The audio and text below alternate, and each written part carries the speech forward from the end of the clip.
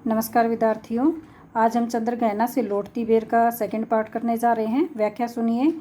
एक काले माथे वाली चतुर चिड़िया सफ़ेद पंखों के झपाटे मार फौरन टूट पड़ती है भरे जल के हृदय पर।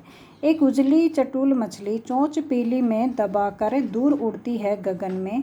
ओ, यहीं से भूमि ऊंची है जहाँ से रेल की पटरी गई है। ट्रेन का टाइम नहीं है, मैं यहाँ स्वच्छंद हूँ, जाना नहीं है।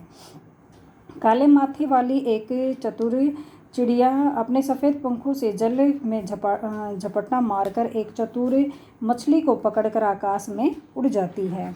पोखर से कुछ ऊंचाई पर रेल की पटरी जाती है जहां भूमि कुछ ऊंची है। इस पर समय रेल के आने जाने का नहीं है। कवि को कहीं जाना नहीं है, इसलिए वह स्वच्छंद है, आज़ाद है।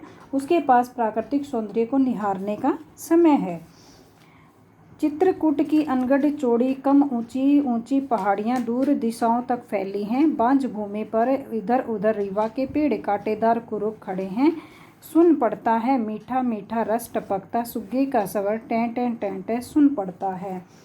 कवि के सामने खेतों के समेत चित्रकूट की उबड़ खाबड़ बेडौल पहाड़ियाँ चौड़ी और कम ऊंचाई वाली पहाड़ियाँ दूर दूर तक फैली हैं। इस ऊसर भूमि पर कुछ उत्पन्न नहीं होता। कहीं कहीं रीवा के कटीले और कुरूप पेड़ हैं। ऐसी पहाड़ी और ऊसर भूमि में भी तोते का स्वर व सारस का मीठा टें टें का स्वर सुनाई पड़ता है।